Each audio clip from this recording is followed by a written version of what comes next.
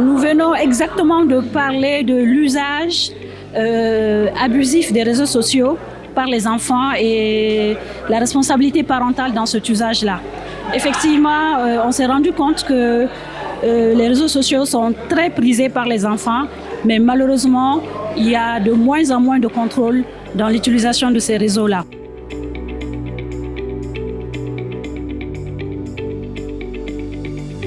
La première solution, selon moi, c'est d'abord interdire le téléphone aux enfants jusqu'à un certain âge adulte. Mais à défaut de cette solution, vu qu'aujourd'hui le téléphone devient de plus en plus important, les réseaux sociaux, même dans l'éducation scolaire des enfants, donc souvent on ne peut pas empêcher les enfants de posséder des téléphones. Mais la mesure serait qu'il existe des logiciels qui pourraient contrôler l'utilisation que les enfants font du téléphone, les empêcher d'accéder à certains sites. Ensuite, paramétrer le téléphone de telle sorte que l'enfant, pour accéder à certains sites, puisse d'abord passer par l'autorisation parentale. Ensuite, le téléphone que l'enfant utilise, l'ordinateur qu'il utilise doit être mis dans un lieu public, c'est-à-dire dans le salon où la maman est présente, les frères sont présents, pour que l'enfant ait une certaine pression sur le dos pour ne pas aller sur des sites qui sont interdits. Donc ces astuces peuvent permettre aux parents de pouvoir contrôler l'accès abusif des enfants au téléphone et aux réseaux sociaux. Les parents doivent savoir que les réseaux sociaux, c'est une autre vie, c'est, on va dire, la vie virtuelle que nous vivons en parallèle à notre vie réelle.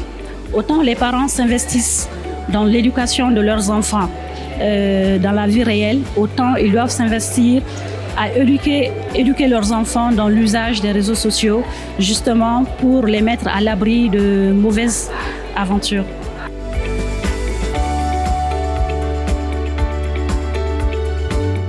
Les États doivent réfléchir à des moyens pour pouvoir minimiser les dégâts néfastes. Dans nos États, ils font des efforts. Quand vous prenez par exemple la loi sur la cybercriminalité au Mali, c'est une loi, c'est vrai, qui régule un peu des côtés négatifs, notamment les injures, les accusations, les images obscènes. La loi sur la cybercriminalité, malgré certaines faiblesses, est une avancée de l'État malien dans la limitation des côtés négatifs des réseaux sociaux au Mali. Ce n'est pas quelque chose dont on doit passer tout notre temps, 24 heures sur 24 sur ça. Il faut utiliser seulement les bons côtés des choses, les côtés positifs et laisser les côtés négatifs. C'est ça que j'ai compris.